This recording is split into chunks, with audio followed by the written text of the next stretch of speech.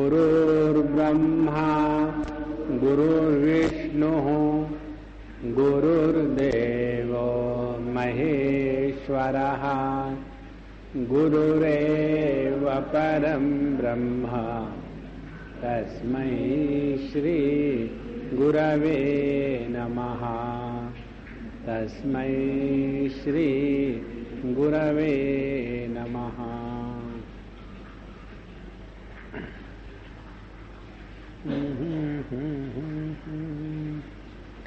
चित्तिरूपं स्वमात्मानं भजध्वं चेत्यवर्जितं नास्ति चेत्यं चितिरन्यद्दर्पण प्रतिबिंबवत्। चितिश्चेत्यं चितिरहं चितिः सर्वचराचरं यतः सर्वं चितिमनो भाति सा तु स्वतन्त्रतः। अतश्चितिं जना सर्व भासिनीं सर्वसंश्रयां भजध्वं भ्रान्तिमुत्सृज्य चितिमात्रं सुदुष्टयः। उस गांव में जहां हेमलेखा और हेमचूड़ रहते थे, सभी को ज्ञान प्राप्त हो गया और उस ज्ञान की पराकाष्ठा यहां तक पहुंची कि वहां पिंजड़ों में तोते भी केवल इसी चैतन्य के सौंदर्य का गान करते थे। यहां चैत्य माने जड़ पदार्थ कोई नहीं है, सभी का सभी केवल चैतन्य का ही विलास है और शुद्ध चैतन्य के सिवा कुछ नहीं। इस प्रकार से इस 10वें अध्याय का समापन हुआ। जब ये हुआ तो यह कथा दत्तात्रेय भगवान परशुराम जी को बता रहे हैं। तो ये सुनने के पश्चात परशुराम जी के मन में प्रश्न आते हैं कि भगवन् श्री गुरु यत्ते प्रोक्तम ज्ञानम महद्भुतम भाति में विषमम ये तद असाध्यम चापि सर्वतः। हे भगवान, आपने ये जो ज्ञान बताया ये अद्भुत है, बहुत सुंदर है और ये तो सब ठीक है, लेकिन हमको इसमें असंभव लगता है, ऐसे नहीं हो सकता है। जिन पदार्थों को हम दृश्य के रूप में देखते हैं, जिनको हम अनात्म भाव से स्वीकार करते हैं, तो अनात्म भाव से स्वीकृत वस्तु जड़ होती है। ये आप ही लोगों से हमने सीखा और बड़े मुश्किल से समझिए और ऐसे लगा कि अब समझ में आया, तो यहां आकर के आपने फिर पलटी दे दी कि जितना दृश्य है वो जड़ नहीं है, वो चैतन्य ही है। इस प्रकार से हमको समझना बड़ा कठिन हो रहा है। तो चितिश्चेत्य विनिर्मुक्ता नानुभाव्या कथंचन, जड़ता रहित चैतन्य को स्वीकार करना ये किसी को भी संभव नहीं है। और इसीलिए न उपपन्नम सर्व एतत् कथम चित्तम समारोहेत। और इसीलिए ये हम कैसे स्वीकार करें? हाँ, एक प्रकार से स्वीकार कर सकते हैं, श्रद्धा से। जो वस्तु श्रद्धा से स्वीकृत होती है वो स्वीकृत नहीं होती, लेकिन उसका त्याग भी नहीं होता। अंग्रेजी में उसको कहते हैं एग्नोस्टिक स्टेट। उस एग्नोस्टिक स्टेट में ना तो हम परमात्मा के अस्तित्व का तिरस्कार करते हैं, ना तो परमात्मा के अस्तित्व को स्वीकार करते हैं। Border line case. तो ये जो आपने कहा ये तो केवल श्रद्धा के बल पर ही स्वीकार किया जा सकता है, अन्यथा नहीं। इसलिए कृपया बोधनीयो हम अत्र सर्वात्मना खलु इत्यापृष्टो दत्त गुरु वदत् भार्गवम प्रति। इस प्रकार से जब भार्गव परशुराम जी ने ये प्रश्न पूछा भगवान दत्त गुरु से, तो उन्होंने भार्गव के प्रति बताया। क्या बताया? शृणु राम प्रवक्ष्यामि दृश्य तत्वं यथा स्थितम् एतद्दृश्यमशेषं तु दृशिमात्रं न चेतरत। अत्रोत्पत्तिं वक्ष्यामि शृणु सम्यक् समाहितः एतद्दृश्यं कार्यभूतम् उत्पत्तेरुपलभ्यतः। अब यहां से विचारधारा प्रारंभ करते हैं। शृणु राम प्रवक्ष्यामि, हे परशुराम जी हम आपको बता रहे, जरा ध्यान से सुनो। एतद दृश्यम अशेषम, यह संपूर्ण दृश्य, अशेषम माने इसमें कोई भी एक्सेप्शन नहीं, सभी का सभी दृश्य दृश्य मात्रम, इसका अस्तित्व केवल दृष्टा के दृष्टि पर है। यदि दृष्टा नहीं तो दृश्य का अस्तित्व सिद्ध नहीं हो सकता, और इसीलिए दृश्य मात्रम न इतरत। अब इसके बारे में हम आपको उपपत्ति माने कार्य कारण मीमांसा या लॉजिक या तर्क बताते हैं। किस आधार पर हमने ये कहा कि प्रत्येक दृश्य की स्थिति केवल दृष्टा के आधार पर ही होती है। ये बात समझना बहुत कठिन हो जाता है।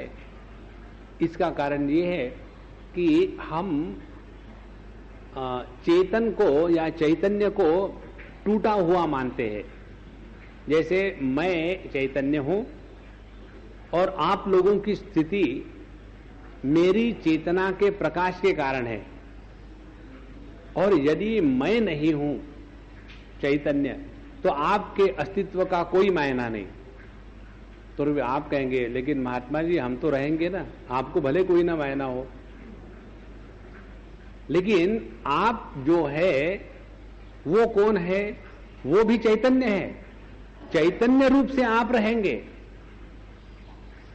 जागृत स्वप्न इन दोनों के अभाव में जब हमारा स्थूल देह सूक्ष्म देह इनके साथ तादात्म्य समाप्त हो जाता है तो उस समय कौन रहता है? तो यह शुद्ध चैतन्य, माने जिसको हम जड़ वस्तु कहते हैं, दृश्य कहते हैं, वो केवल दूसरों के देह नहीं, अपना भी देह उसी में आ गया।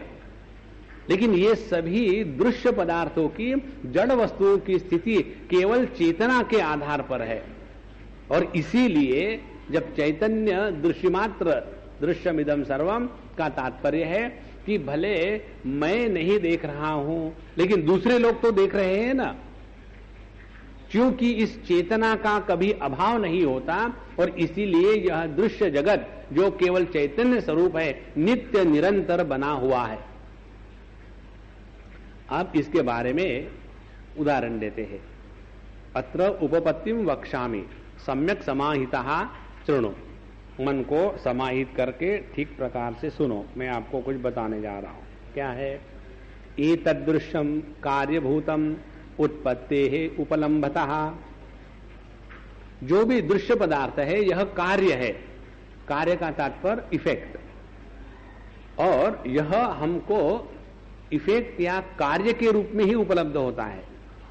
और इसका क्या तर्क है? कहते हैं उत्पत्ति ही नूतनाभासः प्रतिक्षणमिदं जगत नूतनत्वेनैव भाति तत्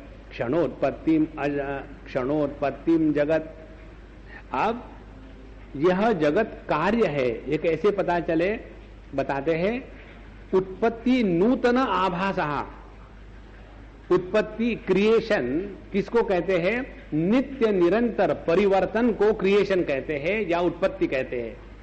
अब यह जगत देखो, ये जगत नित्य निरंतर परिवर्तनशील हो रहा है। जैसे अपने भगवद गीता में आता है शरीर की जैसी भिन्न अवस्थाएं होती है, कुमारावस्था, उसके बाद यौवनावस्था, फिर वृद्धावस्था। तो ये अवस्थाएं क्या है कि जहां बाल्यावस्था का अंत हो गया वहां कौमारावस्था प्रारंभ हो गई। तो बाल्यावस्था से कौमारावस्था में प्रवेश माने नूतनीकरण। तो जो समझो बाल्यावस्था का अवधि या सीमा 10 साल की है या 13 साल की है, तो 13 साल के बाद बच्चा नहीं रहता, बड़ा हो गया। तो जब हम बच्चों को कहते कि अब तुम बड़े हो गए, जरा बिहेव प्रॉपरली, तो हुआ क्या उस बच्चे में? उसका जो 13 साल का बचपन था वो समाप्त हो गया। अब वो ताजा यौवनावस्था का व्यक्ति पैदा हो गया। तो यौवनावस्था की दृष्टि से देखे तो वो अभी बच्चा ही है, लेकिन बच्चे की दृष्टि से देखे तो वो बड़ा हो गया। इस प्रकार से नित्य नूतनीकरण माने जगत।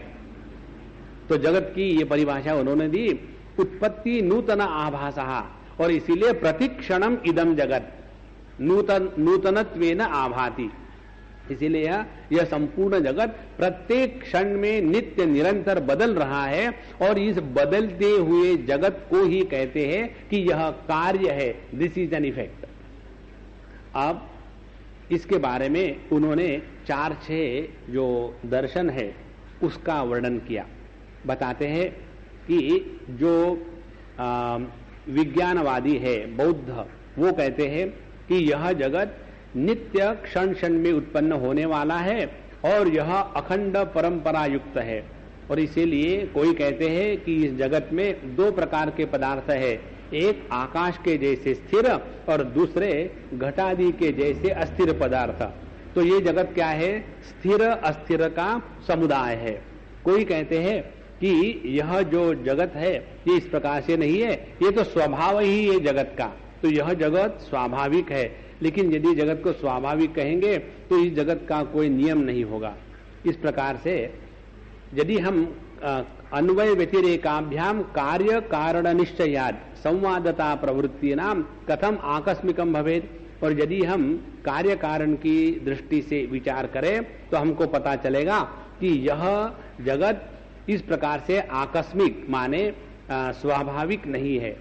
तो कई जगह में ऐसा देखने को आता है कि जब किसी वस्तु का कारण हमको पता नहीं होता लेकिन वो वस्तु दिखती है तो हम क्या करते हैं?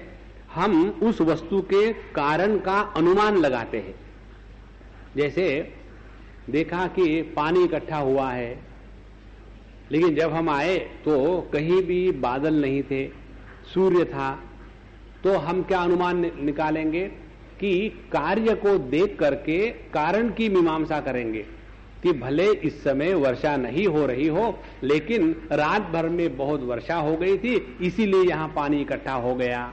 इसी प्रकार से इस नित्य नूतन परिवर्तनशील जगत को देख करके इसका कोई अदृष्ट माने न जाना हुआ, न पहचाना हुआ, परोक्ष ऐसा कोई कारण होगा, इसका निर्णय स्वाभाविक किया जाता है। और इसीलिए यह सर्वसामान्य सर्वमान्य बात है, तो इसको स्वीकार करना चाहिए। इसके बाद इन्होंने बताया कि जब कोई कार्य करना होता है तो हम लोग क्या करते हैं कि उसके लिए सब प्रकार की सामग्री इकट्ठी कर लेते हैं। माने किसी भी कार्य के कम से कम 2 या 3 कारण होते हैं। एक तो होता है निमित्त कारण, दूसरा होता है उपादान कारण, और तीसरा होता है सहकारी कारण। जैसे मटके की निर्मिति की बात करें, यदि किसी मटके को निर्माण करना हो तो उसमें किस किस वस्तु की आवश्यकता है? तो उसमें हमको आवश्यकता होती है एक तो कुम्हार की, और दूसरी मिट्टी की, और तीसरी उसके जो उपकरण है जैसे कोई उसका चक्का या डंडा, इस प्रकार से इन सबको मिला करके एक मिट्टी के घट की उत्पत्ति होती है। और यदि हमने इस जगत को कार्य के रूप में स्वीकार किया है तो सवाल यह आता है कि इस जगत रूपी कार्य को बनाने के लिए क्या क्या सामग्री है और कैसी कैसी सामग्री आनी चाहिए। तो उसको लेकर के ये जो नैयायिक है वो कहते हैं कि ये जो अनेक परमाणु है, परमाणु, अणु, त्रिसर अणु, अनेक प्रकार के अणु है, ये एकत्र होकर के जगत का निर्माण करते हैं। और ये अणु कैसे है? ये है असत रूप और जड़। तो असत रूप जड़ परमाणुओं के समूह के द्वारा चैतन्य युक्त जगत की उत्पत्ति कैसी होगी? और इसीलिए यह जो नैयायिकों का मत है इसको भी अस्वीकार किया जाता है। उसी प्रकार से जैसे एक ही स्थान में विभिन्न प्रकार के गुण नहीं रह सकते, तो यह जगत इस प्रकार से होने के कारण ये हम जितने 6-7 सिद्धांत देखे उन सिद्धांतों के अनुसार जगत को स्वीकार नहीं किया जा सकता। फिर सवाल ये आया इस जगत को किस प्रकार से स्वीकार करें? तो बताते हैं कि ईश्वरेच्छादितो वापि कथम आदि क्रियोद्भवः गुण साम्य प्रकृतिकम जगत इत्यपि संभवी।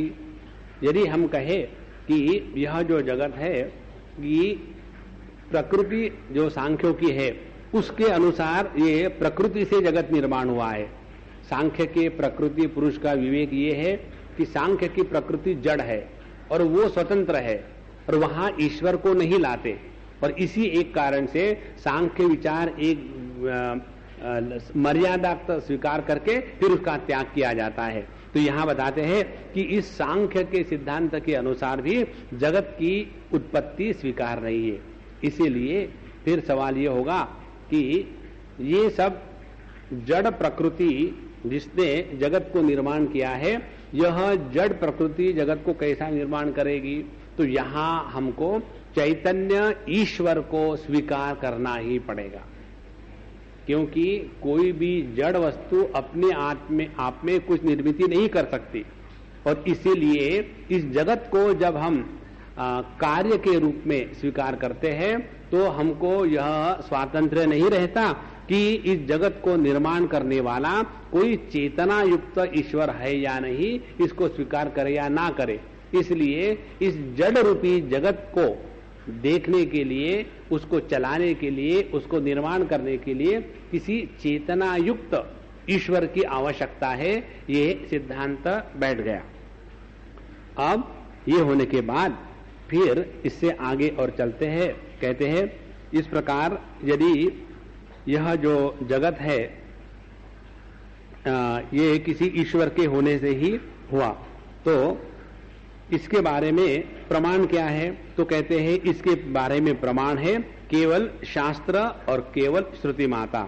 इसलिए तस्मात् जगत कार्यस्य कारणम न उपलभ्यते अदृष्टे तु श्रुति ही मूलम नान्य मानसो संगमः। इसलिए जिस प्रकार कोई वस्तु ज्ञानेन्द्रिय, कर्मेंद्रिय, मन बुद्धि इसके परे हो, अतीन्द्रिय विषयाणाम, उसके लिए शास्त्र ही मूल आधार होते हैं। और इसीलिए श्रुति सम्मत जो सिद्धांत है जगत के निर्मिति का, उसी को हमको स्वीकार करना चाहिए। और शास्त्र में क्या बताते हैं कि यह जो जीव है प्रमाता, यह तो अपूर्ण है, उसमें तो पूर्णत्व नहीं है। और ऐसा जो जीव अपूर्ण है, जिसमें पूर्णत्व नहीं है, जो प्रमाणों की अपेक्षा रखता है, ऐसा स्वयं में अपूर्ण प्रमाणों की अपेक्षा रखने वाला जो जीव है, इस अद्भुत जगत का निर्माण कैसे करेगा? तो फिर क्या है? तो यह जगत जीव के द्वारा निर्मित नहीं हो सकता, यह जगत ईश्वर के द्वारा ही निर्मित होता है। और फिर ये ईश्वर कैसा होना चाहिए, इसका वर्णन करते हैं। इसीलिए तस्मात् अचिंत्य शक्ति ही स आगमः तद विमर्शनम पूर्णस्य तु अप्रतिहतम प्रमाणम सर्वतोधिकम तत्रैकस्तु महेशानः पुरा सृष्टे उदारुतः स्वतंत्रो ही उपादानः स्वातंत्र भर वैभवात। इसीलिए अब अल्टीमेट कंक्लूजन ये निकला कि यह जगत वो है जहां नित्य नूतन परिवर्तनता है। दूसरी बात, ये जगत जड़ यदि हम स्वीकार करेंगे तो ये जगत अपने आप उत्पन्न नहीं हो सकता, क्योंकि किसी भी वस्तु के उत्पत्ति में उपादान और निमित्त कारण की आवश्यकता है। तो यदि हम ये कल्पना करें क्या इस जीव ने जगत को निर्माण किया, तो जीव स्वयं अल्पज्ञ, अल्पशक्तिमान और प्रमाण की अपेक्षा रखने के कारण जीव इस विचित्र और अनंत जगत को निर्माण नहीं कर सकता। और इसीलिए अल्टीमेटली हमको ये स्वीकार करना पड़ेगा कि इस जगत को निर्माण करने वाला ईश्वर जो शास्त्र सम्मत है वही है। और चूंकि ये जगत विचित्र है, अनंत विविधता से परिपूर्ण है, इसीलिए इस ईश्वर की जो शक्ति है वह भी अचिंत्य शक्ति है और यह शक्ति भी स्वतंत्र है। इस स्वातंत्र शक्ति के उपहित चैतन्य को ही ईश्वर कहा गया है। हम लोगों ने ये बात पहले देख चुके हैं। इसीलिए कि तस्मात् अचिंत्य शक्ति सह आगमः तद विमर्शनम, और यही आगमों के विमर्शन विचार का परिणाम है कि इसकी जो शक्ति है अप्रतिहतम प्रमाणम, इसको कोई नहीं काट सकता, ऐसे अकाट्य वेद प्रमाण से ही यह सिद्ध हुआ। अब क्या बताते हैं वेदों में, शास्त्रों में, आगम शास्त्रों में, तत्र एकस्तु महेशानः, केवल एक ही महेश, जिसको वेदांत की भाषा में कहेंगे कि एकमेवाद्वितीय नेह नानास्ति किंचन, ब्रह्म या सद्वस्तु, इसी को यहां परम शिव कहा है। शब्दों का भेद है, तत्व वही है। तो तत्र एकस्तु महेशानः पुरा सृष्टे है, इस सृष्टि के निर्मिति के पूर्व केवल एकमात्र महेश भगवान मात्र थे। और वो कैसे है? स्वतंत्र, और वो अपने आप में स्वतंत्र है। स्वतंत्र कब हो सकता है? कि जब किसी दूसरे के कारण कोई परिच्छेद ना हो तब स्वतंत्र है। जैसे हम यहां आए तो हमको स्वातंत्र है या नहीं? हमको यहां आने में कोई स्वातंत्र नहीं है। क्यों? कि हमारा यहां आना आप लोगों पर अवलंबित है। आप लोगों ने यदि निर्णय ले लिया, यहां एक बिल पास कर लिया कि अगले शनिवार से यहां कोई नहीं आवे, तो यदि आप लोगों ने निर्णय कर लिया कि आप कोई नहीं आएंगे तो हमारे यहां आने का कोई मतलब ही नहीं। तो हमारा यहां जो आना है यह स्वतंत्र नहीं है, क्योंकि हमारा अस्तित्व, जैसे वक्ता का अस्तित्व श्रोता पर अवलंबित है, इसी प्रकार से यह जो परम शिव है, जिसको महेश कहा है, जिसको ब्रह्म कहते हैं या ईश्वर कहते हैं, यह किसी पर भी अवलंबित नहीं है। यह स्वातंत्र ही इसके शक्ति की पराकाष्ठा है। इसीलिए हमारे भागवत में कहते हैं, महाभारत में कहते हैं, सर्वम परवशम दुखम सर्वम आत्मवशम सुखम। परमात्मा इतना सुखी क्यों है? क्योंकि वो किसी पर अवलंबित नहीं है, परवश नहीं है। तो यह जो महेश है, सृष्टि है पुरा एकहा अस्तु, वो केवल एकमात्र है और स्वतंत्र रहा, उसको कंडीशन करने वाला दूसरा कोई नहीं। और इसीलिए अनुपादान, किसी भी उपादान को न लेकर के अपने स्वातंत्र भर वैभवात, और उसका वैभव क्या है? उसका वैभव है अपना संपूर्ण स्वातंत्र। अब देखो, यहां एक महत्व की बात समझ लेनी है। ये सिद्धांत हमने आपको कई बार बताया है, फिर से बताएंगे। जब हमको बताते हैं कि भगवान ने इस सृष्टि के पूर्व, या भगवान इस सृष्टि के पूर्व अकेला मात्र था और फिर उसने सृष्टि निर्माण की। अब इस वाक्य में कितनी परेशानियां निर्माण होती है, विचार करने वालों को देखो। जब हम कहेंगे कि सृष्टि के पूर्व भगवान एकमात्र था, जैसे यहां कहा है तत्र एकस्तु महेशानः पुरा सृष्टे है, ऐसा कहा, तो इसका मतलब क्या हुआ? क्या अब सृष्टि निर्माण हो गई तो परमात्मा द्वैत को प्राप्त हो गया क्या? क्योंकि आपने कहा है कि सृष्टि के पूर्व एकमात्र परमात्मा था। इसका मतलब यह है अभी सृष्टि निर्माण हो गई है, अब परमात्मा का अद्वैत रूप समाप्त हो गया और वो द्वैतों को प्राप्त हो गया, ये इसका मतलब नहीं है। अच्छा भैया, दूसरा अर्थ इसका क्या निकल सकता है कि पहले परमात्मा एक था और अब सृष्टि के रूप में परिणत हो गया। इसका मतलब परमात्मा भी पहले ऐसा था, अब ऐसा है। इस प्रकार से काल के द्वारा परिच्छेद है क्या परमात्मा को? देखो दूसरी बात, क्योंकि आपने ही कहा सृष्टि है पुरा, सृष्टि के पूर्व, तो पूर्व उत्तर यह तो काल के अवयव है, और इसीलिए हमने परमात्मा को क्या काल से परिच्छिन्न कर दिया? बोले नहीं। फिर तीसरी बात, जब कहते हैं कि इस परमात्मा ने अपने स्वातंत्र शक्ति के द्वारा ये संपूर्ण जगत निर्माण किया, तो फिर द्वैत आ गया, परमात्मा और उसकी स्वातंत्र शक्ति। इस प्रकार से एक शब्द हम भगवान के बारे में बोलेंगे तो वहां द्वैत का निर्माण हो जाता है। लेकिन आचार्य को, शास्त्र को शब्दों के माध्यम से ही बताना है। इसीलिए शास्त्र कहते हैं आश्चर्यवत् पश्यति कश्चिदेनम, आश्चर्यवद वदति तथैव चान्यः, आश्चर्यवच्चैनम अन्य शृणोति श्रुत्वापेनम न वेद कश्चित। यह ऐसा विचित्र तत्व है कि उसको यदि कोई समझ ले, जान ले तो आश्चर्य है, क्योंकि ये समझ के बाहर की चीज है। और इसके बारे में कोई यदि बोले तो आश्चर्य है, क्योंकि परमात्मा वाणी का विषय नहीं है। इस प्रकार से इस परमात्मा के बारे में सभी आश्चर्य मात्र है। तो ऐसे परमात्मा के बारे में जब हमको बताते हैं कि सृष्टे है पुरा महेशानः एक अस्तु, केवल एक मात्र था।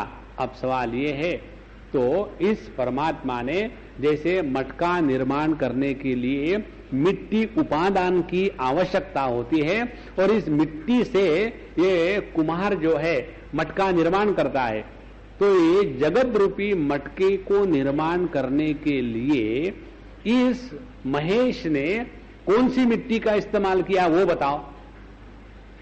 सवाल ये आया।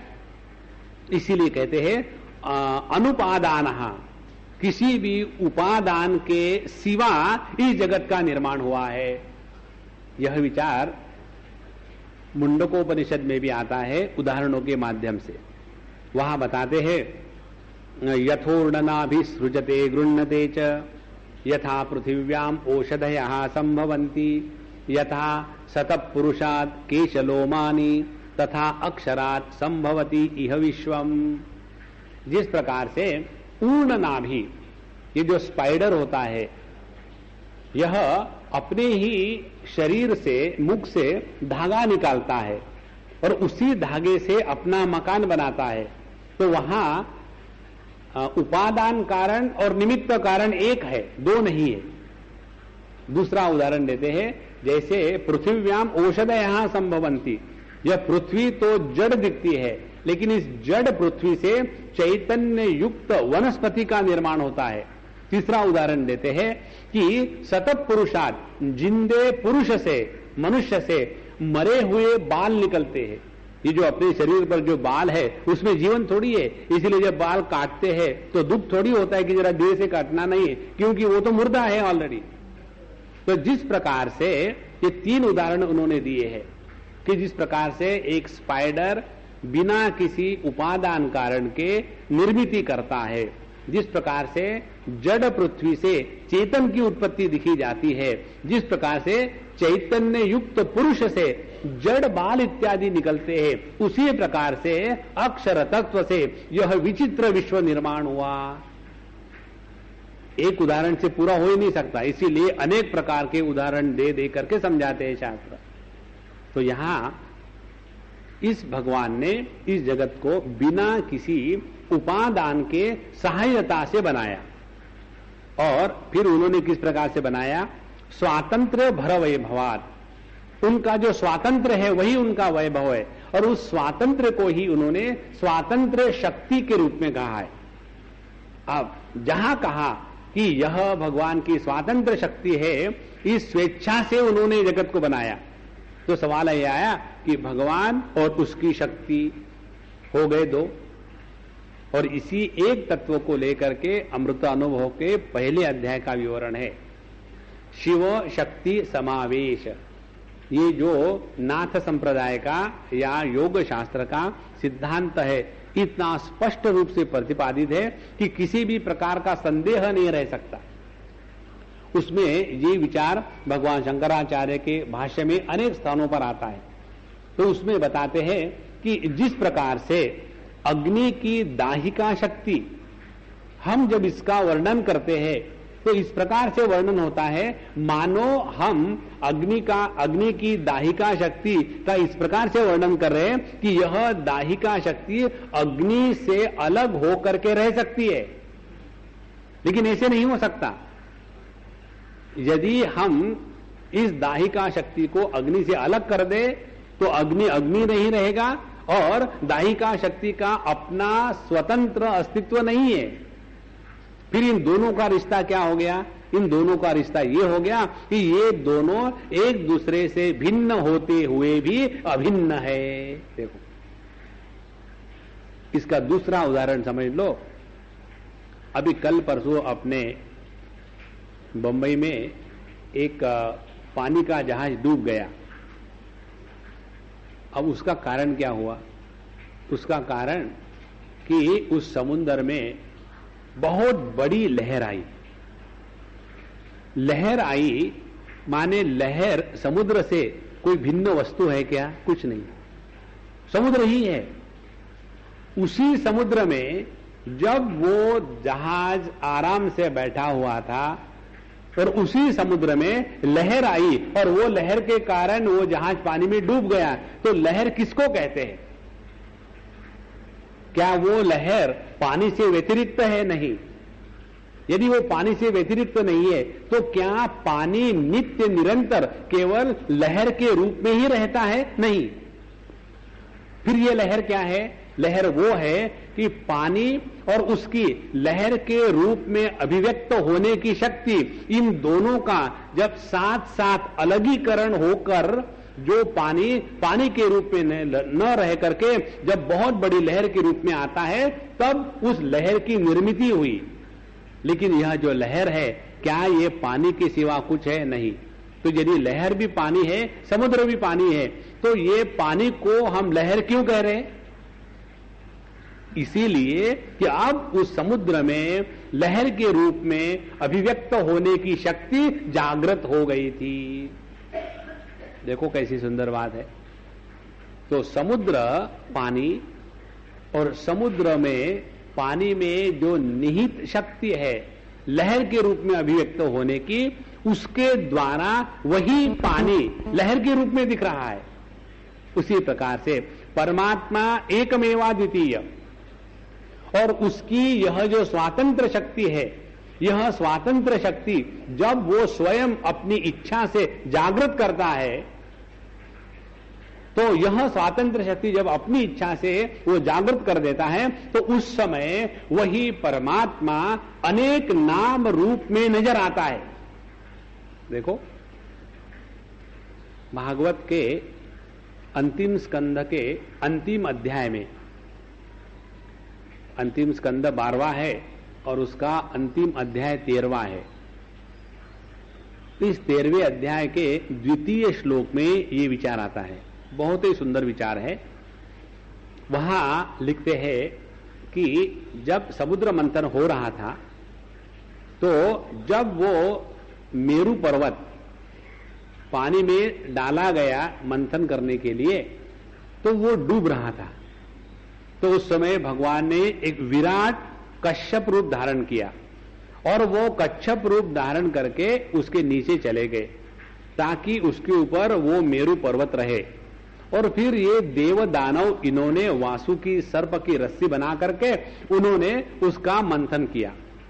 उस समय वहां भागवतकार लिखते, बहुत ही सुंदर अप्रतिम कल्पना है। कहते हैं उस समय उस मेरू पर्वत के बड़ी बड़ी जो चट्टानें थी, वो चट्टाने कच्छप भगवान का जो कवरिंग है, ढाल जो है, उसको खरोच रही थी।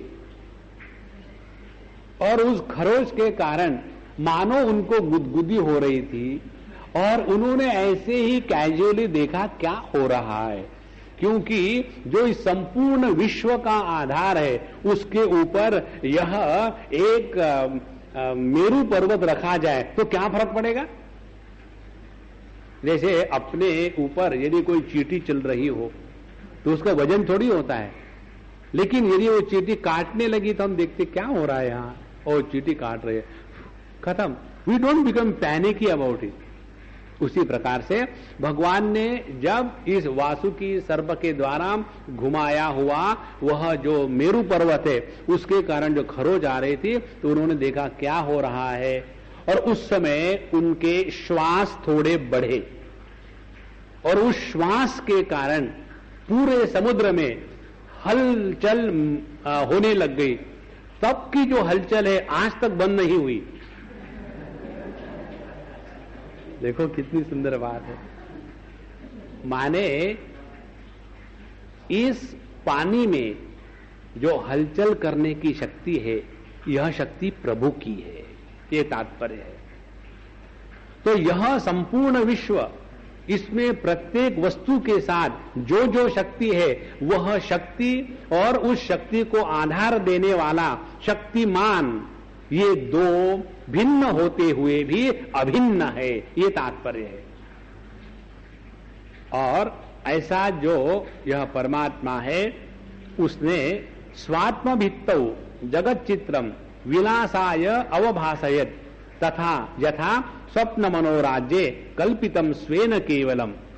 तो ऐसा यह जो महेश है, प्रभु है, उसने अपनी इस स्वातंत्र शक्ति के द्वारा यह संपूर्ण जगत का निर्माण किया। फिर एक उदाहरण देते, कैसे? स्वात्म भित्तौ, आत्मा रूपी भित्ति माने दीवाल, दीवाल के ऊपर जगत चित्र, ये जगत रूपी जो चित्र है उसको विलासाय, विलास माने फॉर स्पोर्टिंग, किसी विशेष कारण से नहीं। यह दूसरा महत्व का सिद्धांत है, हमको समझ लेना है कि जब हमारे जीवन में कोई भी कार्य की उत्पत्ति होती है तो उस कार्य के उत्पत्ति के पीछे एक इच्छा होती है और उस इच्छा की पूर्णता के लिए हम कार्य में प्रवृत्त हो जाते हैं। तो जीव की जो इच्छा है वो अपूर्णता का प्रतीक है और उस अपूर्णता को मिटाने के लिए जीव किसी कार्य में लग जाता है। और परमात्मा तो पूर्ण है और उसकी स्वातंत्र शक्ति भी पूर्ण है, उसमें किसी प्रकार की अपूर्णता नहीं है।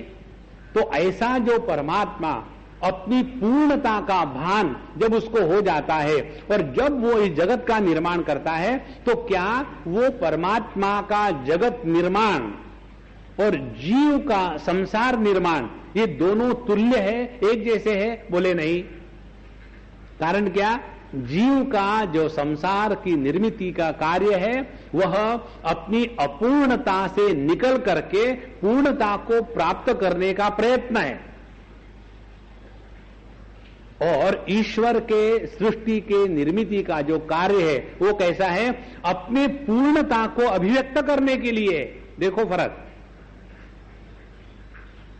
एक साधारण व्यक्ति है, बड़े मुश्किल से अपने लड़की की शादी करना चाहता है, तो कितना दुखी, और उसमें ये करेगा वो करेगा और शादी करेगा। उसमें वो जो भी करेगा वो करने के पीछे क्या प्रयोजन होगा कि अब मेरी लड़की है, उसकी शादी करनी चाहिए, अच्छे ढंग से करनी चाहिए, लोग क्या कहेंगे, और जो जो कुछ करेगा उसके द्वारा लोग क्या कहेंगे और अपने ऐश्वर्य को दिखाने के लिए करेगा। उस दिन हम आ रहे थे, एक रोड से, झोपड़पट्टी का एरिया था और वहां बहुत बढ़िया लाइट लगे हुए थे, पताकाएं लगी हुई थी, और हमारे कार वहां रुकी थी ट्रैफिक जाम के कारण, तो हम देख रहे थे, वहां लिखा हुआ था शुभ विवाह। और वहां भी सब झोपड़पट्टी में रहने वाले, पैसे का तो सवाल ही नहीं, लेकिन उसमें भी कि हमारे यहाँ की शादी है इसीलिए हमारे यहाँ, वहां उन्होंने व्हाइट वॉश किया है, बाकी झोपड़पट्टी में नहीं है। और फिर वहां थोड़ा बहुत लाइट लगा दिया और फिर जोर से आवाज वाली कोई सिनेमा के गाने लगा दिए। क्यों? कि अब हमारे यहाँ वही विवाह का कार्य हो रहा है, और ये बात अमीर लोगों के घर में रोज होती है। तो एक गरीब के घर में ये सब दिखावा अपने अपूर्णता को मिटाने का प्रयत्न है, और अमीरों के घर में सुबह से शाम तक के डिस्को हिस्को खिस्को कंटिन्यूसली चल ही रहा है। तो वहां उनके परिपूर्णता की अभिव्यक्ति है। उसी प्रकार से जीव का जगत निर्माण का कार्य अपूर्णता की अभिव्यक्ति और परमात्मा का जगत निर्मिति का कार्य पूर्णता की अभिव्यक्ति है। ये बेसिक डिफरेंस है। इसीलिए कहते हैं कि स्वात्म भित्तौ जगत चित्रम विलासाय एव अवभासयत। तो यह संपूर्ण जगत भगवान का विलास मात्र है। जब हम हॉलिडे के लिए जाते हैं तो उस समय पैसा खर्चा करने के लिए जाता है, और कौन जाता है हॉलिडे के लिए? जिसके पास पैसा हो वही तो जाएगा। जिसको रोज का डेली वेजेस पर जीना है वो काहे का हॉलिडे विचार कर सकता है। इसीलिए जहां हम हॉलिडे पर जाते हैं तो वहां पैसे बचाने की बात नहीं करते, वहां तो केवल अपने पास जितना उसको एकदम खत्म करके वापस जाना है। उसी प्रकार से यह परमात्मा इस जगत को जो निर्माण करता है वो किसी भी प्रकार की परिच्छिन्नता की अभिव्यक्ति नहीं है, बल्कि अपने परिपूर्णता का आनंद है, अपने परिपूर्णता का विलास है।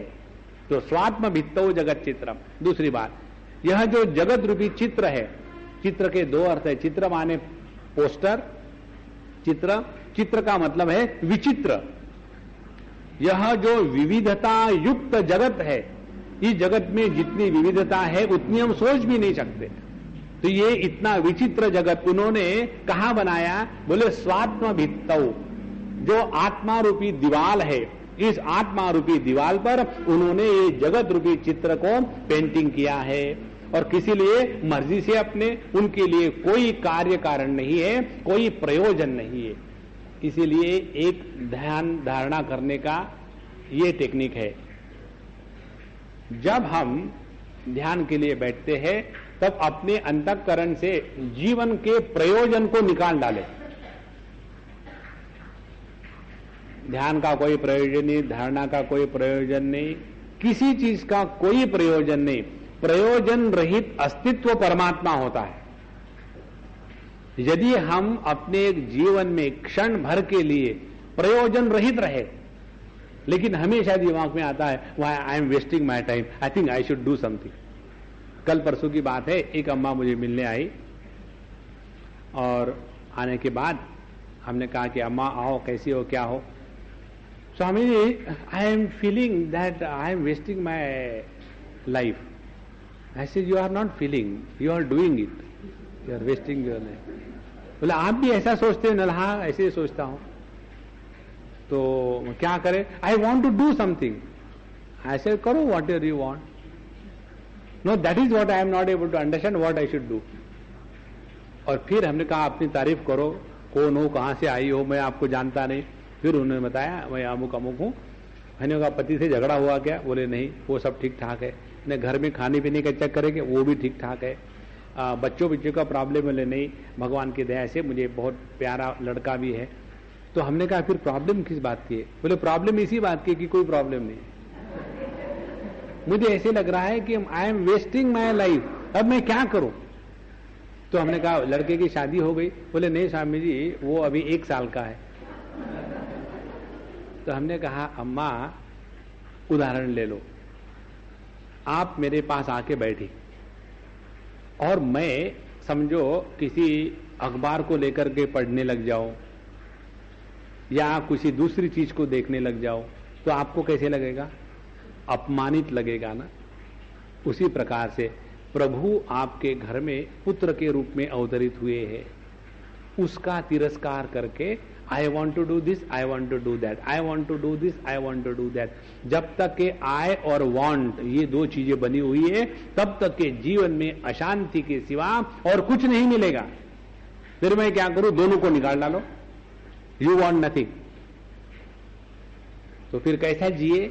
आप उस बच्चे को बड़ा करो, उसको खिलाओ, उसको पिलाओ, उससे प्यार करो, कभी उसको घूमने ले जाओ और नई नई बातें उसको सिखाओ। यही अपने जीवन में इस मातृत्व के वात्सल्य का परिपूर्ण विकास होने दो, वही जीवन की साधना है। जब तक कि दिमाग में एक बात बनी रहती है मुझे ये करना है, वो करना है, जीवन भर दुखी रहेंगे।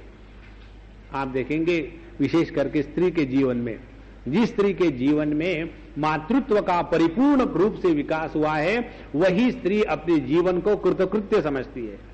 और बाकी चाहे आप वहां एमएलए बन के जाइए कि मेले बन के जाइए, एमएलए इज ए अब्यूज इन मराठी ना, लेकिन ये लोग समझते नहीं और वहां जाकर के बैठना चाहते हैं गाली खाने के लिए। नारायण स्वात्म भित्तौ जगत चित्रम विलासाय भासयत यथा स्वप्न मनोराज्ये कल्पितम स्वेन केवलम। अब यह संपूर्ण विश्व किस प्रकार से परमात्मा ने अपने ही ऊपर अभिव्यक्त किया है। जैसे संपूर्ण लहरों की अभिव्यक्ति कहां है? सभी के सभी लहरों की अभिव्यक्ति इस समुद्र ने अपने ही ऊपर करी है। उसी प्रकार से क्योंकि समुद्र सभी लहरों का अधिष्ठान है, उपादान कारण है, इसी प्रकार से यह संपूर्ण विश्व इसी एक परमात्मा पर अभिव्यक्त हो रहा है।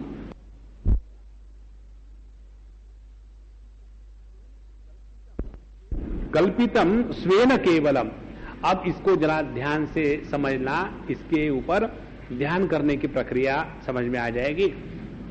जब हम अपने स्वप्न की बात करते हैं या मनोराज्य की बात करते हैं, तो स्वप्न में क्या होता है और मनोराज्य में क्या होता है? स्वप्न में हम अनेक देश काल वस्तु व्यक्ति परिस्थिति पशु पक्षी अनेक घटनाएं निरंतर देखते रहते हैं स्वप्न में। और ये सभी की सभी चीजें क्या है? एक ही मन का विलास है।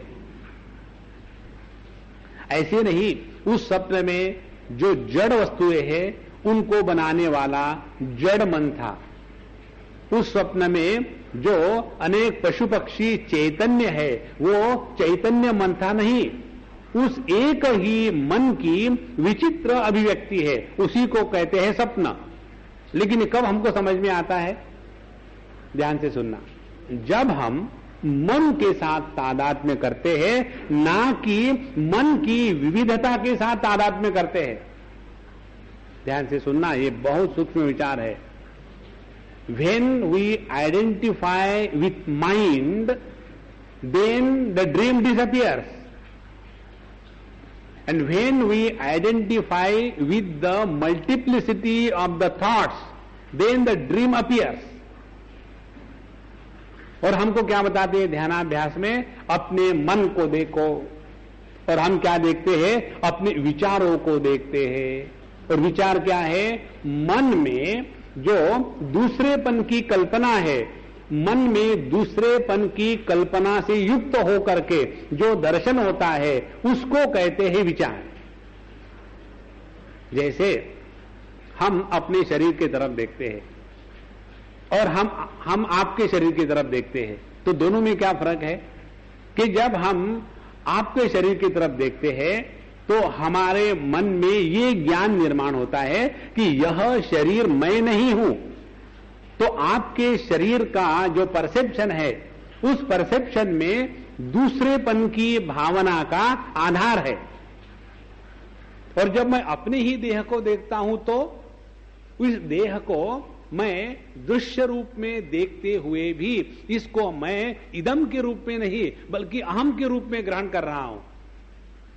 और इसीलिए अपने देह को लेकर के मुझे कोई तिरस्कार या परेशानी नहीं, लेकिन दूसरे के देह को लेकर के तिरस्कार और परेशानी होती है। जैसे कई लोग किसी रोग के कारण उनके मुंह में समझो पायोरिया हो गया हो, तो उस पायोरिया की बदबू जिसको पायोरिया होता है उसको नहीं आती। ये तो जो दूसरे होते हैं उनको परेशान होती है। कारण क्या? कि उसके साथ उनका पूर्ण तादात्म्य है। इसी प्रकार से जब हम अपने मन की माध्यम से किसी भी वस्तु के ज्ञान को ग्रहण करने में जब दूसरेपन की भावना को स्वीकार करते हैं तो यह जगत निर्माण हुआ। तो स्वप्न ऐसे ही निर्माण होता है। तो मन की अनेक प्रकार की संकल्प के रूप में अभिव्यक्त होने की शक्ति जब जागृत हो जाती है तब वह नाम रूपात्मक वृत्तियों को निर्माण करता है। अच्छा, उस स्वप्न में इतने सारे पशु पक्षी देखते हैं, जानवर देखते हैं, पेड़ पौधे देखते हैं, नदी पहाड़ देखते हैं और अनेक मनुष्य देखते हैं। उन सब में से किसी एक व्यक्ति विशेष को हम मैं के रूप में ग्रहण करते हैं। ध्यान से सुनना, स्वप्न की अनुभूति कैसी है? अपने मन ने ये संपूर्ण स्वप्न सृष्टि प्रोजेक्ट करी है, उसको विस्तार किया है और विस्तार होने के बाद उसमें से किसी एक व्यक्तित्व के साथ अहम भावना निर्माण हो जाती है और बाकी जितने भी वस्तु व्यक्ति हैं उनके साथ अनहम या इदम भावना निर्माण हो जाती है। और जहां ये अहम इदम इसका भेद निष्ठा को प्राप्त हो गया है, वहां द्वैत की निर्मिति को हम स्वीकार करते हैं। लेकिन ये कब तक चलता रहेगा? जब तक सपना है। तो सपने का अस्तित्व किस पर है? मन प्लस मन में दूसरे पने की भावना, इन दोनों को जब हम स्वीकार करते हैं तब स्वप्न कहते हैं। अब जहां हमने ये दूसरेपन की भावना का थोड़े समय के लिए तिरस्कार कर दिया तो हम क्या देख रहे हैं? हम केवल मन को देख रहे हैं। तो जब हमारा तादात्म्य संपूर्ण मनस्तत्व से हो जाता है तो स्वप्न सृष्टि समाप्त हो गई। इसीलिए जिस प्रकार से यह एक ही मन स्वप्न की विविधता को निर्माण करता है, उसी प्रकार से एक ही शुद्ध चैतन्य इस संपूर्ण जगत की विविधता के रूप में अभिव्यक्त हो रहा है। और इसीलिए यह जगत जड़ स्वरूप नहीं है, यह चैतन्य स्वरूप है। अब नहीं तो विचार करो, विचार क्या करना है? सूक्ष्मता से जरा इसकी अनुभूति करें। हमको याद आता है, हम दिल्ली में तब की बात, हमारे घर के बगल में हमने एक छोटा सा गार्डन बनाया था गमलों में। एक दिन जब हम जा रहे थे तो एक गमले में वो माली ने कुछ तो भी इतना टुकड़ा डाल दिया था। तो हमने कहा, भाई इसमें क्या फेंक दिया तुमने, इसको निकालो। बोले स्वामी जी निकालना मत, ये एक पेड़ का कटिंग है। तो हमने कहा ये तो ऐसे लग रहा है कि मरेगा कि रहेगा। बोले स्वामी जी आप फिक्र मत करना, आप हाथ लगाओ तो मरे जाएगा, नहीं तो जीने रहेगा। ठीक है। और फिर मैं रोज जब जाता था तो उसको देखता था और दिमाग में मेरा यही विचार कि ये जो टुकड़ा एक पेड़ का काट करके डाला है उसमें चेतना है, क्योंकि वो चेतन पेड़ से काट के लाया है, वो तो स्वीकार करने को तैयार हूं। लेकिन जिस मिट्टी में उसको गाड़ा है वो मिट्टी यदि जड़ है और यदि इस जड़ मिट्टी में डालने के बाद भी इस चेतना का विकास हो रहा है, तो यही डाली जो पेड़ की है इसको यदि मैं प्लास्टिक में बोतल में रख दूं तो वहां भी होना चाहिए, लेकिन वहां नहीं होता। तो इसका मतलब क्या निकला? मतलब यही निकला कि ये पृथ्वी भले हमको जड़ दिखे लेकिन उसमें चैतन्य है। जितने सूक्ष्मता से हम इसके बारे में विचार करेंगे उतना ये विचार स्वाभाविक ग्रहण होने लग जाता है। तो यथा स्वप्न मनोराजे कल्पितम स्वेन केवलम, सो अहंत्वेनैव गृह्णाति देहम तद्वतयम जगत न ते रूपम यथा देह स्वप्न व्यावृत्ति हेतुतः। उसके बाद कहते हैं कि जैसे अपने स्वप्न में हमने ही मनोराज्य किया, अनेक प्रकार की चीजें निर्माण की और उसमें से किसी एक देह को मय के रूप में ग्रहण किया और फिर कहते हैं कि ये जगत बड़ा कठिन है। लेकिन जब स्वप्न की निवृत्ति हो जाती है तथा अस्य ही जगत देहा व्यावृत्ते प्रलये ननु, जब स्वप्न का प्रलय होगा तब वो जो देह जिसको मय के रूप में स्वीकार करके हम स्वप्न के सुख दुख के अनुभव लेते थे वो समाप्त हो जाते हैं। उसी प्रकार से हम जागृत अवस्था में, ध्यान से सुनना, उसी प्रकार से जागृत अवस्था में हमने अपने आप को केवल एक देह के रूप में स्वीकार किया है। भगवान शंकराचार्य इसका वर्णन सदाचार ग्रंथ में करते हैं। हमने आपको पिछली बार बताया था, चित्तम चिच्च विजानीयात् तकार रहितम यदा तकारो विषयाध्यासः जपा रागौ यथामणौ।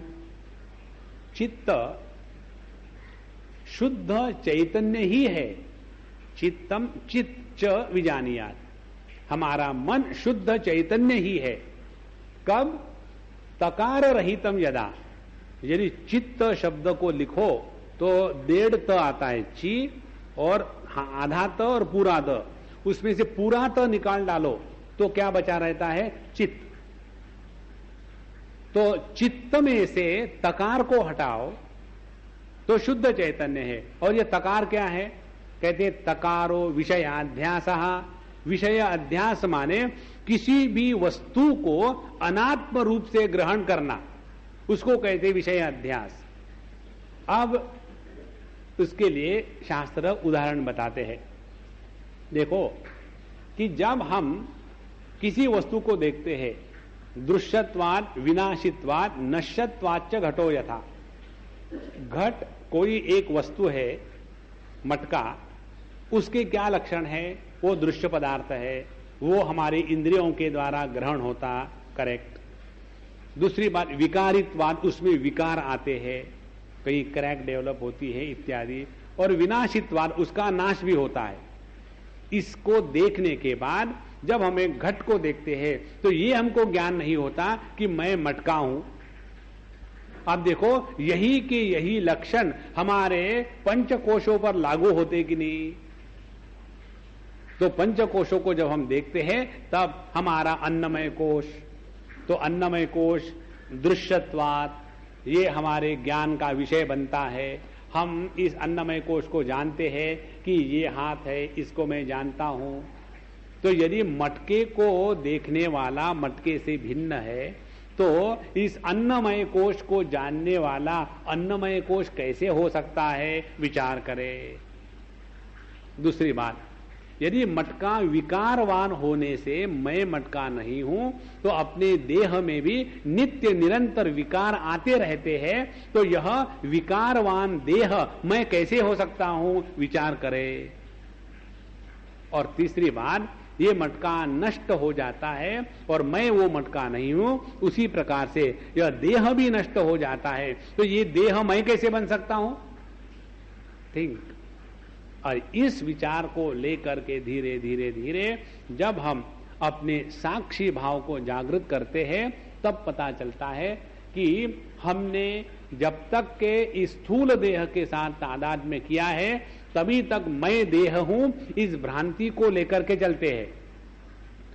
सुषुप्ति अवस्था में जब हम साउंड स्लीप सोते हैं, उस समय हमारा स्थूल देह के साथ संबंध न होने के कारण, संबंध माने तादात्म्य न होने के कारण वहां सभी भेद समाप्त हो गए।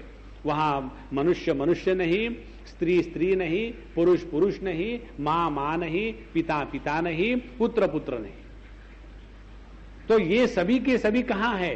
ये सभी के सभी ना तो देह में है, ना तो मन में है, बट ये जब मन देह के साथ तादात्म्य कर लेता है, तब तादात्म्य के समय में ही इनका अस्तित्व है। इसीलिए यहां बताते हैं कि अहंत्वेन ही गृह्णाति, जब तक के हम इस देह को अहम के रूप में ग्रहण करेंगे, तब तक के बाकी देह को इदम के रूप में ग्रहण करेंगे। और जो अहम होगा वो महत्व का है, जो इदम है वो महत्व का नहीं है। इसीलिए हम जब विचार करते हैं, ये अहम इदम का भेद किसके कारण निर्माण हुआ? चित्त या मन के कारण। और ये मन क्या है? मन शुद्ध चैतन्य ही है। इसीलिए इस मन की अनंत शक्ति है। ये मन की अनंत शक्ति कब होगी? जब मन अहम इदम इस भेद से समाप्त हो चुका होगा। जिस मन में अहम इदम का भेद नहीं है, वही मन अनंत शक्ति वाला है, क्योंकि वही मन शुद्ध चैतन्य है। अब देखो, यदि इस जगत की उपलब्धि के लिए मन की आवश्यकता है, और ये मन यदि अहम इदम वृत्ति भेद से रहित हो जाता है, तो इसी मन को शुद्ध चैतन्य कहते हैं। तो ये संपूर्ण जगत शुद्ध चैतन्य के सिवा कुछ भी नहीं हो सकता, ये सिद्धांत बना। तो अहंत्वेनैव गृह्णाति देहम तद्वत् अयम जगत न ते रूपम यथा देहः स्वप्न व्यावृत्ति हेतुतः तथा अस्य जगत हेतोः व्यावृत्ते प्रलये ननु देहादि व्यतिरिक्तस्त्वं यथा केवल चिन्मयः। इसीलिए जहां हमने अपने चित्त में, मन में यह जो विषयाध्यास है, ये चीज समझने में अत्यंत सूक्ष्म और कठिन हो जाती है। एक तो है किसी वस्तु का ज्ञान, जैसे यह चित्र है, उस ज्ञान में किसी भी प्रकार का पाप पुण्य सुख दुख बंधन मोक्ष नहीं है। फिर यहां ज्ञान होने के बाद वहां हम रुकते नहीं, फिर ज्ञान में दूसरेपन की कल्पना मिलाई जाती है। जैसे हमने आपके देह को देखा और अपने देह को देखा, और यदि इन देहों का दर्शन करते समय हमारे मन में यह देह मैं हूं और यह देह मैं नहीं हूं, ऐसी कल्पना निर्माण नहीं होती, तो फिर हम कौन होंगे? हम सभी देह के साथ तादात्म्य किए हुए। और जब हम सभी देह के साथ तादात्म्य करेंगे तो कोई अपना नहीं होगा, कोई पराया नहीं होगा। और सभी देह के साथ तादात्म्य कब होगा? केवल एक दृष्टि से, जब देह को लेकर के भेद समाप्त हो जाएंगे, सूक्ष्म देह को लेकर के भेद समाप्त हो जाएंगे, माया अविद्या को लेकर के भेद समाप्त हो जाएंगे, और प्रत्यक्ष और पूर्ण परमात्मा इनके लेकर के भेद समाप्त हो जाएंगे। जितना हम इस शुद्ध चैतन्य के साथ एक होकर के रहते हैं, उतनी ये बात स्पष्ट समझ में आती है कि यह संपूर्ण सृष्टि केवल इस चैतन्य का ही विलास है। यदि संपूर्ण सृष्टि चैतन्य का विलास नहीं होती तो यह प्रत्येक स्थान में, जैसे हम साधु संतों के जीवन में देखते हैं कि एक संत गए भगवान के पास और कहा कि जल्दी खा लो नहीं तो मैं अपना सर फोड़ दूंगा, और फिर उसी पत्थर के मूर्ति से भगवान बाहर आए और खाया। ये कोई कल्पना नहीं है, ये वास्तविकता है। इसलिए यह संपूर्ण सृष्टि केवल चैतन्य का ही यथा केवल चिन्मयः एवं देवो जगत शून्य तेनेदम स्वात्मनि जगत चित्रं उन्मीलितम ननो। उसी प्रकार से यह जो देह से अतिरिक्त शुद्ध चिन्मात्र वस्तु है, उसी को हम भगवान का अविनाशी रूप स्वीकार करें, और यही इस रूप में भगवान इस जगत के रूप में अपने आप को प्रकट कर रहे हैं। और इसलिए आगे कहते हैं कि को उन्मीलये जगत चित्रम स्यान यस्य क्व अपि असंभवात् ऋते चितिम कदाचिद्वा क्व किम भवितुम अर्हति। इस शुद्ध चैतन्य के सिवा इस जगत को कौन देखेगा? इस शुद्ध चैतन्य के सिवा इस जगत को कौन निर्माण करेगा? और इस शुद्ध चैतन्य के सिवा इस जगत का अनुभव किसको होगा? माने जगत की निर्मिति में चेतना, जगत के अनुभूतियों में चेतना, और जगत में जो भिन्न व्यापार चल रहे हैं उसमें चेतना। इस प्रकार से जब हम इसको स्पष्ट रूप से जानते हैं कि यह संपूर्ण विश्व केवल एक इस चेतना का ही विलास है। और आखिरी में कहते हैं यत्र अभाव चिते है ब्रूया स देशो नैव सिद्ध्यति। ऐसा एक स्थान दिखाओ, देश दिखाओ कि जहां चैतन्य नहीं है। दिखाओ कोई स्थान, क्योंकि जहां जहां जिस जिस स्थान की कल्पना करी जाएगी वह स्थान चेतना के ही द्वारा प्रकाशित होगा, अन्यथा किसी भी स्थान का अस्तित्व नहीं है। इसीलिए अभावश्च चिते केन सिद्धेत अस्मात् चिति पराः। इसलिए इस चैतन्य का अभाव कभी भी नहीं हो सकता। अब इस एक चीज को लेकर के भी ध्यान की प्रक्रिया हम आपको बताएंगे।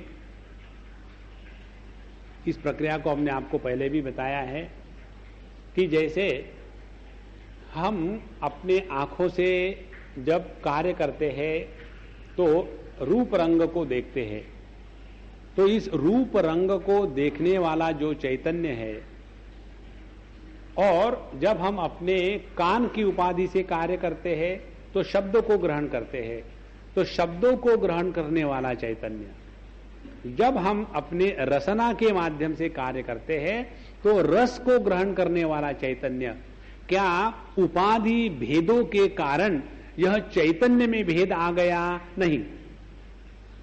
ये तो बात हमको समझ में आती है।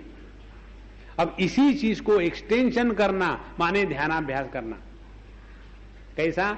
जैसे हमारी अपनी आंखों के पीछे से जो चैतन्य देख रहा है वो चैतन्य रूप रंग को प्रकाशित कर रहा है, तो बाकी जितनी भी आंखें हैं उनके आंखों के पीछे का जो चैतन्य रूप रंग को प्रकाशित कर रहा है, हम किस आधार पर कहे कि मेरा चैतन्य मैस्कुलिन है और आपका चैतन्य फेमिनिन है? थिंक, यदि हमारा ध्यान इस शुद्ध चेतना के तरफ है तो उपाधियों के कारण भेद की जो स्वीकृति है, उस उपाधि जनित भेद को हम तिरस्कृत करेंगे, उसका हम आदर नहीं करेंगे।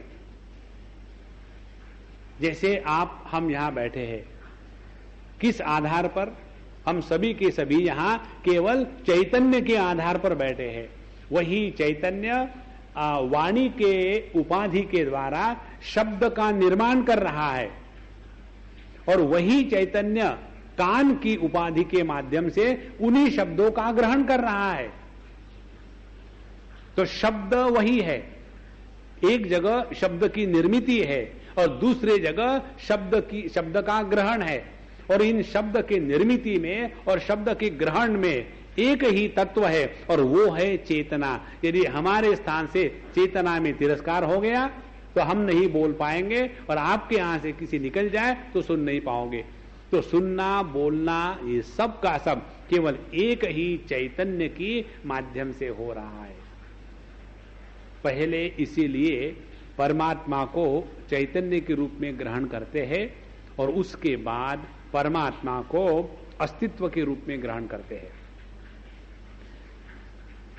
और यहां तक जब हम आ गए कि यह संपूर्ण सृष्टि चेतनामय है, फिर आगे जाकर के हमको विचार बताएंगे कि यह चैतन्य अस्तित्व स्वरूप है, और इसीलिए चैतन्य चित्त और अस्तित्व सत ये दो नहीं है।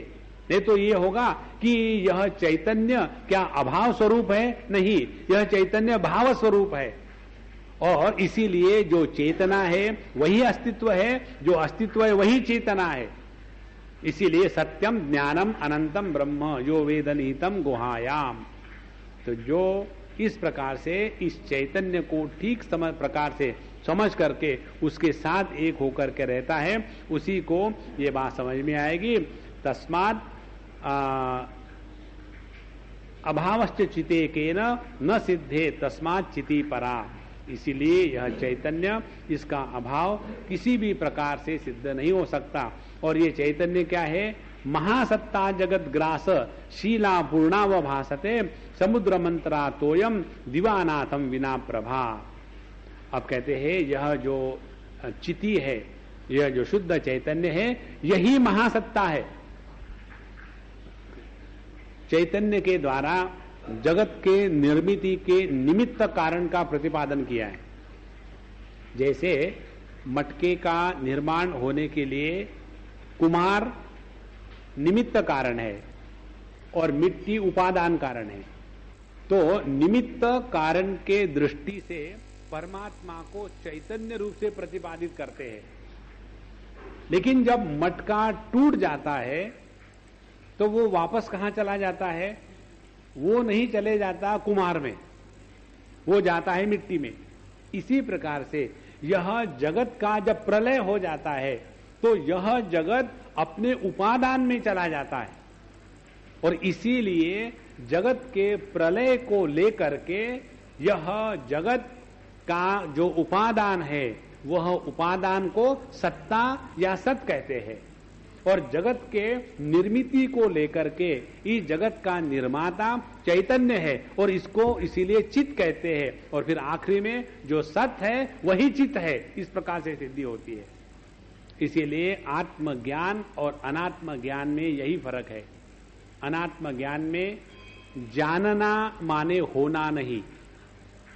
जैसे हम पुस्तक को जानते हैं तो हम पुस्तक नहीं होते, लेकिन जब बताया जाता है कि सत्यम ज्ञानम अनंतम ब्रह्म यो वेद निहितम गुहायाम, जब हमको आत्म तत्व का उपदेश करते हैं तो आत्म तत्व को जानना ही आत्म तत्व होना है। Where knowing is being, there it is spiritual knowledge. इसलिए महासत्ता जगत ग्रासशीला पूर्णा अवभासते। तो यह जो चिति है यही महासत्ता है। महासत्ता माने एब्सोल्यूट एग्जिस्टेंस, इसके सामने और किसी की सत्ता नहीं है। और इसीलिए जगत ग्रासशीला, ये संपूर्ण जगत को अपने आप में स्वीकार कर लेती है और पूर्णा, यह परिपूर्ण है। जैसे समुद्र मंतरा तोयम दिवानाथम विना प्रभा, जिस प्रकार से सभी प्रकार के समुद्र की जितनी तरंगे हैं समुद्र में चली जाती है, या सूर्य की प्रभा सूर्य के बिना नहीं रह सकती, इसी प्रकार से ना तो पानी के सिवा समुद्र है, ना तो सूर्य के सिवा उसकी प्रभा है। उसी प्रकार से इस परमात्मा के सिवा, इस महासत्ता के सिवा, इस शुद्ध चिति के सिवा इस जगत का कोई अस्तित्व नहीं है। यथा न संति तद्वद्वै संविद्रूपम विना जगत तस्मादेश महादेव शुद्ध चैतन्य विग्रह। ये सब उदाहरण देने के बाद कहते हैं यथा न संति, जिस प्रकार से पानी के सिवा समुद्र और सूर्य के सिवा प्रकाश नहीं हो सकता, उसी प्रकार से इस शुद्ध चैतन्य के सिवा यह जगत रूपी विलास, यह जगत रूपी वैभव, यह जगत रूपी विभूति नहीं हो सकती। तो दो बातें हो गई फिर, परमात्मा और जगत। जैसे अग्नि और उसकी दाहिका शक्ति, जैसे पानी और समुद्र। पानी और समुद्र में क्या फर्क है? पानी है योग स्थिति और समुद्र है पानी की विभूति। और यह विभूति जो है पानी की, समुद्र, ये पानी के सिवा नहीं रह सकता। और इसीलिए यह समुद्र जो पानी की विभूति है, यह पानी स्वरूप ही है। उसी प्रकार से यह संपूर्ण विश्व, यह संपूर्ण जगत, यह परमात्मा की विभूति है। अब जिस व्यक्ति ने समुद्र में पानी का दर्शन कर लिया और जिसने समुद्र में पानी का दर्शन नहीं किया, उनके ज्ञान में भेद होगा। उसी प्रकार से जिस व्यक्ति ने इस जगत में परमात्मा का दर्शन कर लिया और जिस व्यक्ति ने इस जगत में परमात्मा का दर्शन नहीं किया, उनके दृष्टि में भेद होगा। जिस व्यक्ति ने अलंकारों में सुवर्ण का दर्शन किया, उनका ज्ञान भिन्न होगा। और जिन्होंने अलंकारों में केवल नाम रूप की जो चकमकाहट है उसी में चले गए, और फिर चाहे वो असली सोने का बना हुआ हो, चाहे किसी चीज का बना हुआ हो, उसी प्रकार से जिसने इस संपूर्ण विश्व में एक चैतन्य रूपी जो परमात्मा का अस्तित्व है, उसका दर्शन जिसने किया, उसकी जीवन प्रणाली, उसकी अनुभूतियां भिन्न होगी। और जिसने इस जगत में जड़ चेतन इसके द्वैत को स्वीकार किया है, उसका अनुभव इस जगत को लेकर के भिन्न होगा। इसके लिए उदाहरण ले लो कि जैसे अपने दो पैर, अब जब अपने ही दो पैर में से एक पैर दूसरे पैर पर हम रखते हैं तो उसका बोझा नहीं होता। और यदि अपनी ही गोद में छोटा सा एक 6 महीने का बच्चा आकर के बैठे तो थोड़ी देर के बाद उसको उठा के रखते हैं। कारण क्या? कि उस बच्चे के देह के साथ हमारा तादात्म्य नहीं है। जिसको हम मैं के रूप में ग्रहण करते हैं वह बोझा नहीं होता, और जिसको हम मैं के रूप में ग्रहण नहीं करते उसी को बोझा होता है, उसी का बोझा होता है। इसी प्रकार से जब ये संपूर्ण विश्व को चैतन्य जो मैं हूं, इस चैतन्य के रूप में सब जगत को यदि हम स्वीकार करेंगे तो ये जगत हमको बोझा नहीं बनेगा।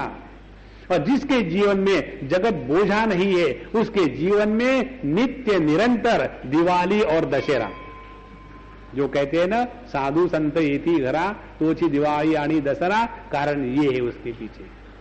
Every day is a day of celebration because there is no load of life that they are carrying.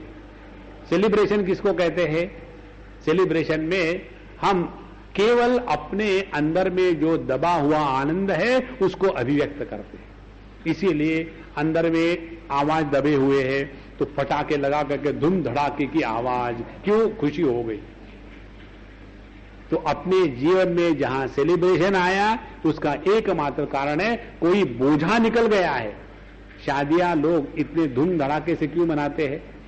क्योंकि उस लड़की को घर में रखते रखते माँ बाप इतने तंग आ जाते हैं। तो it is not the celebration of the marriage of the daughter, it is the celebration of the freedom from the load of an unmarried daughter, दूसरा कुछ नहीं हो। तो यथा न संति तद्वद वै समिद रूपम विना जगत तस्मादेश महादेव शुद्ध चैतन्य विग्रह आसी सृष्टे पुरा तस्मात् उत्पन्नम तत्र संस्थितम तस्मिन् विलीयते चान्ते जगत एतच्चरातरम। और इसीलिए सृष्टे है पुरा, सृष्टि के पूर्व में यह एक शुद्ध चैतन्य मात्र है। यह सृष्टि भी चैतन्य का ही आविष्कार है, यह सृष्टि भी केवल चैतन्य का ही विलास है। और जब ये सृष्टि का अभाव हो जाता है, जब ये सृष्टि प्रलय को प्राप्त हो जाती है, तो वो भी चैतन्य रूप ही रहती है। इस प्रकार से सृष्टि का होना न होना इसका इस चैतन्य पर कोई भी प्रभाव नहीं है। और इस चैतन्य के रूप में जब हम अपने आप को पहचान लेते हैं तो व्यक्ति के जीवन का सौंदर्य कुछ और ही हो जाता है। उसके बाद भोक्ता भोग्य यह जो भेद है हमको बंधन में लाने का, यह भोक्ता भोग्य भेद हमेशा के लिए नष्ट हो जाता है। देखो महात्माओं, बड़ा आनंद है। इस प्रकार से यहां आसी सृष्टे पुरा तस्मात् उत्पन्नम तत्र संस्थितम तस्मिन् विलीयते चान्ते जगत एतच्चराचरम। तो ये पूर्ण आज के विचार का निचोड़ क्या निकला? निचोड़ यही निकला कि यह संपूर्ण सृष्टि केवल चैतन्य की अभिव्यक्ति है। और जैसे समुद्र के होने न होने से, लहरों के होने न होने से पानी पर कोई प्रभाव नहीं, उसी प्रकार से सृष्टि के होने न होने से इस शुद्ध चैतन्य पर कोई प्रभाव नहीं। अब इसको जरा और आगे बढ़ाओ जीवन में। मन में अच्छे बुरे विचार होने से मन पर कोई प्रभाव नहीं पड़ता। आंखों के सामने लाल पीले नीले काले सफेद रंग आने से आंखों पर कोई प्रभाव नहीं पड़ता। अनेक प्रकार के सुंदर शब्द, अपशब्द, संगीत युक्त शब्द, कर्कश शब्द, इन शब्दों का हमारे कानों पर कोई प्रभाव नहीं पड़ता। थिंक, हमारा जो असली स्वरूप है वो सभी प्रभावों से मुक्त है और वो हम असल में है और वो केवल शुद्ध चैतन्य ही हो सकता है। और इसीलिए यह शुद्ध चैतन्य जब एक सांप को आधार देता है तो उस पॉइजन के द्वारा मरता नहीं, और एक गाय को जब आधार देता है तो दूध के कारण मोटा नहीं होता।